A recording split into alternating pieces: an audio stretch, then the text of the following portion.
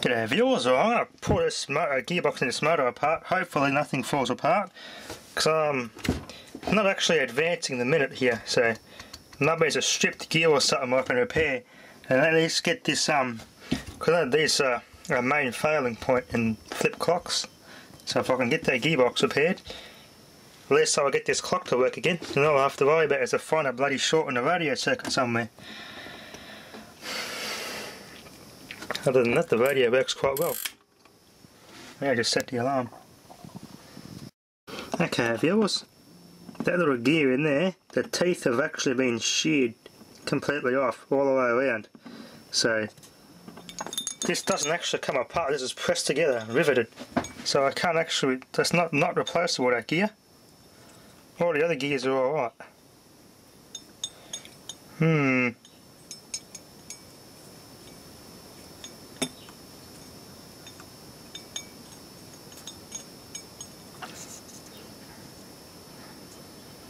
Yeah, this is actually not designed to come apart. If I could pop this plate off carefully, I'll get the part, we're not going to get it back together, so all the gears line up. Looks like that's actually a gear that slides onto a steel shaft, so if I can find another gear exactly like that from something else, I may be able to repair that, and this will actually work. Goes backwards, there's a little clutch in there. Basically what happens, this thing goes around once a minute. Alright. Still yet to find a short on this. I have no idea where it is, but it's definitely somewhere. It's definitely in the FM side of it though. Just pull this board out. Have a good look at it. It's all a Sony designer PCB and everything on this.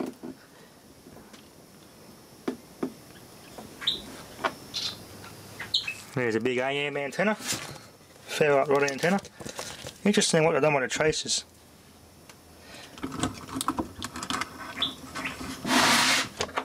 That's a bridge rectifier, I think. It should have 4 pins on it. And that's the bridge rectifier there. And there's the filter caps. There's the old transistors. 2 of them have got heat sinks on them. I wonder if they got to do with the audio output.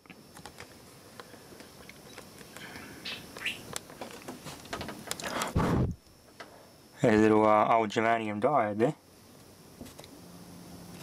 Camera won't focus properly on it. I might measure that. Germanium tends to go bad over the years. It's got like a little cat's whisker. You'll see it on the Secret Life of Machines, the radio episode. It shows the actual cross section inside of one of those diodes. It's got like a little cat's whisker touching the lump of crystal. I've never actually seen one of those exact diodes. That's the first time I've actually seen one of those exact diodes in real life.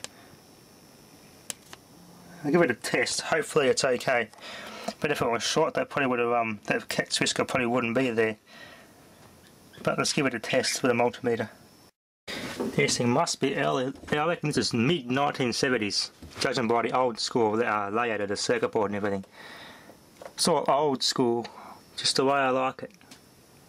And Japanese manufacturing of electronics at its peak. It's definitely made in a good era. This radio. It's got some bugs. Gonna need some bug fixes here. 74-11 Mark II 693 1/1-1. 74-11. I wonder if that's a date. 11th 1974. I don't know, it looks too modern. It looks early 80s, mid 80s to be 1974. I don't know, the way I've got that comma there in front of it, maybe it is 1974 this was made in, the year. So it'd be nice to get this thing working properly. Alright, let's test this diode. I'll set this down in a multimeter.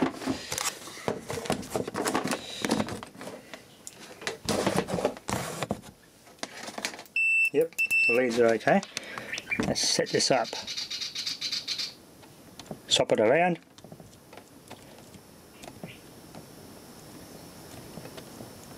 We're open. Let's do a resistance check. Different type of diode, this one. Should be similar to a Xeno that lets current run way at a certain voltage.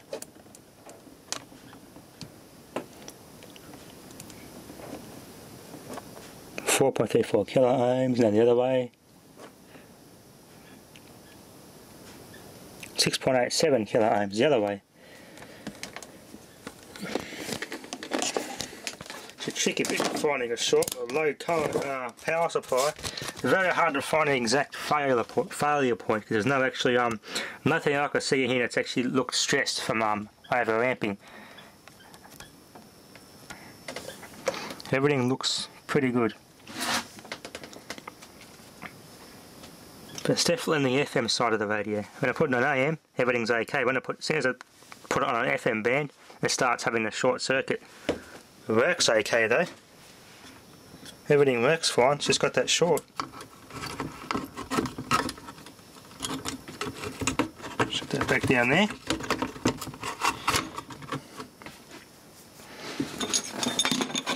Just got to find something to replace that gear with, and this clock mechanism will be working again. Now viewers, let's see what sort of gears are on this time switch here. Basically a mechanical wash machine controller. It's pretty interesting how these work, a little cam in there. And the motor, synchro motor, is the what drives it all and switches through all the cycles. Made by Eaton, they're a good respected hydraulics company, manufacturer. Controllers and everything they make.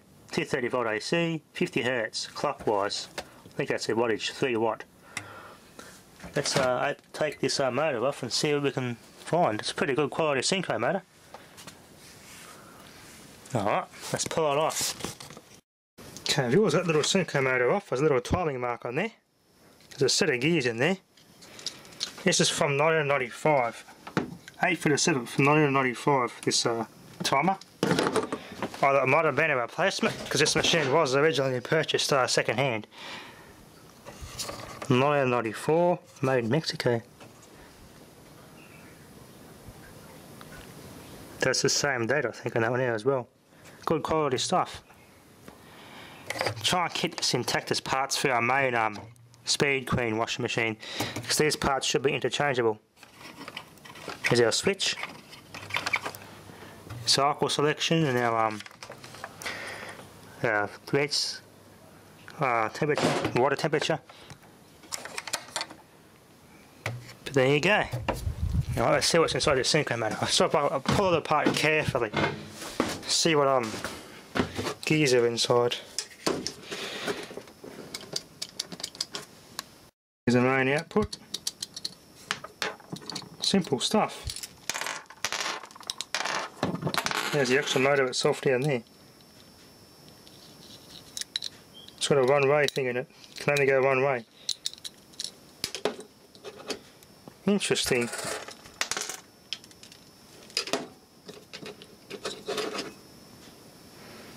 There we are. All that in there's a winding.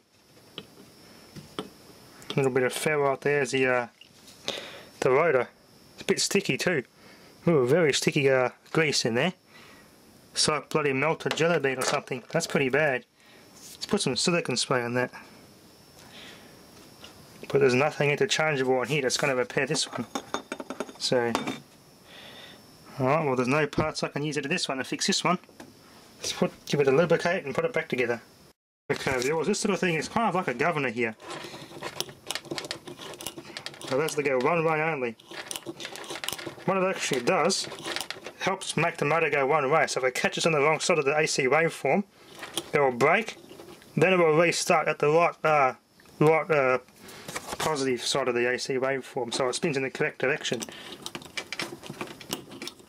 So if it starts on the wrong side, it'll go kick, then wait and restart on the right side of the AC waveform, and it will keep going in that right direction. So that's what governs the motor to go in the right direction, that little plastic gear, which I've dislodged.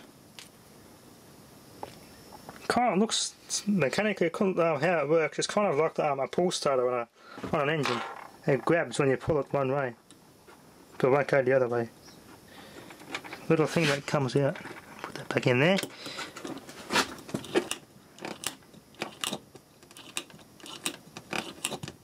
Much easier to turn now. Alright, let's back it back together. Viewers, I think I found what the main drawback of this sort of flip clock technology would have been.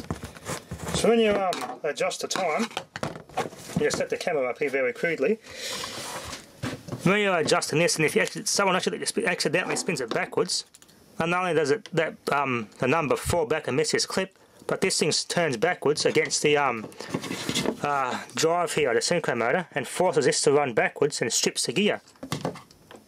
So if I hold that, the clutch kicks in. But if someone turns it the wrong way, it overrides the clutch at certain points, and that's what will damage the gear inside the synchro motor gearbox. So that's what it's supposed to do.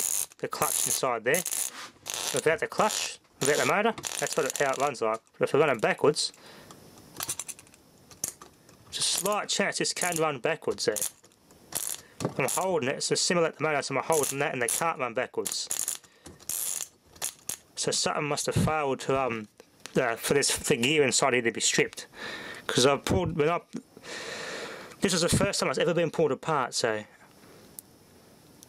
that's the only thing I can put it down to, what a gearbox gear would have stripped. Because it can't have done that under normal operation. So yeah, lots of adjusting, and it's damaged the gear inside the synchro motor gearbox of this. If I can find a cog for a gear for in this, I could be able to rebuild this. So if you turn that, you can hear it stripping. So all I need to repair this clock is I get a new gear for in there, and that'll be repaired. So viewers, I'm going to do a very careful, non-destructive teardown on this VR Calais instrument cluster. Under that Calais there. It's a digital type. The odometer in my ute, the mechanical type, is for some reason it keeps burning out the bloody stepping motor. So it's the second time it's done that. It's burnt the original one out and it's burnt the replacement one out. So now my odometer's stuffed again. Don't know why they keep burning motors out. I'll pull this thing apart carefully. So you clip the front off and you undo all these little bolts here. We'll see what's inside. I'm guessing some integrated circuits. There's one there for memory, so this is the extra connector on these digital clusters we've got here. The normal mechanical ones don't have this extra connector. That all goes to the chip computer and everything, I'm pretty sure. Got your tank selector. Let's pull this apart carefully and see what the difference is in this electronic type. Okay, viewers, there's a little chime on here where the set button would normally be on a mechanical analog odometer. On this digital one, in its place, is this little plug-in speaker. This is a chime. I'm not sure, it doesn't. I've never actually heard one of these go off, whether or not the lights are on, with the door open, the key on, the seatbelt not connected, or what. It's for something anyway. Being in a Calais in the States, when they all have these this type of cluster, they don't have any unless some models have a if you leave the lights on and open the door, or leave the parkers on, this beeps at you. That could be what that's for. This must only be on certain models, so I'm not sure about that one. There's our stepping motors there. You've seen one of these before. You see that shift there gets hot and makes your fuel gauge work. Same with the temperature gauge. Looking at the colour of that, the temperature gauge has had a thrashing, because I think that thing there has had a bloody hard raping. Still haven't, don't know what my brother wants to do with it. I think he wants to part it out now. I was going to put the motor out of the VP in it, but probably not worth it now. Being Victoria, it's going to cost a lot of money to get the bloody thing back in the road and sold. It's not bloody worth it. It's unfortunate. The galley will pretty much look the same in there as all the other ones I've showed before. Here's this interesting bit. Got an aluminium, which I'm assuming this is used as a heatsink for some of the components. It's got some cracks on the plastic there. So I'll carefully open this, very carefully, and see what sort of components are in here. Okay, viewers, of this aluminium must be just for shielding, because I can't see anything where it's actually connected to any major transistor or anything like that. There's a little transistor there, BD139, little integrated circuit here, NSC Japan. It's got a micro symbol, PA1524H. Probably pretty much read that, turn that light off. Must be the brains here. It's got VDO Australia, and it's got Intel, made by Intel. It's a bit smudgy. It's got, let's turn this up the right way first. Be careful, this is not serviceable. It's soldered on, so be very careful not to break that. Get me right. I'll make it a bit easier for us to see. It's got TP80C51BH. 7686 VDO Australia, 1980. It's quite an old integrated circuit, that. Copyright 1980. Don't know if that's actually made then. Looks a bit too modern to be made in 1980, but maybe it's patented. I can tell. It's TLC541IN. Another integrated circuit there. This must be regs. LM2903N. Electrolytic capacitor. Another little transistor here. BD139. I don't know what brand electrolytic is. It'd be it's a KME series, Nippon Chemicon. 25 volt, 470 microfarad, 105 degrees Celsius rated. If the car's parked out in the sun, I won't be rated for that much because it gets bloody hot in the car parked out in the 40 degree heat. My little transistors there, C548. They're pretty common. I think my J-car ignition coil driver uses one of those transistors. Pretty common basic stuff. Little chips here which drive the LCDs. PCF211T. This one here is a PCF2100T. This one's a PCF2100T. So those two are the same, this one's different. They're all Phillips, and these are bulbs. Let's check if they're blown. They're your backlight bulbs.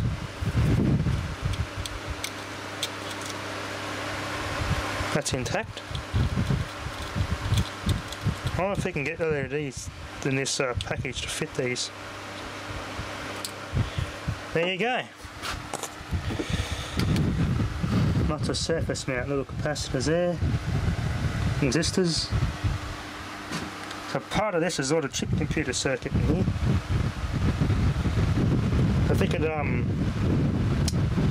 I think this here says it. I don't know what's in this model. It might be only in the VYs in those cars. It tells you your distance to empty and everything. They're a bit more complicated because they have extra features that tell you yeah, other warnings like low traction, how much you got to your fuel tank's empty. There you go. I think this is the main memory chip here. So your odometer, actual odometer reading is stored on that chip. No backup battery though, so it's permanently in there. Never ever erases.